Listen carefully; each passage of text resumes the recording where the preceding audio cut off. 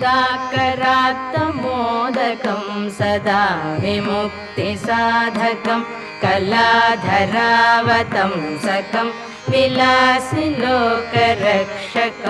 मुदाकरात्तमोदकं सदा विमुक्तिसाधकं कलाधरावतंसकं विलासिलोकरक्षकम् अनायकैकनायकं विनाशिते भदैत्यकं गताशुभाशुं नाशकं नमामि तं विनायकम् अनायकैकनायकं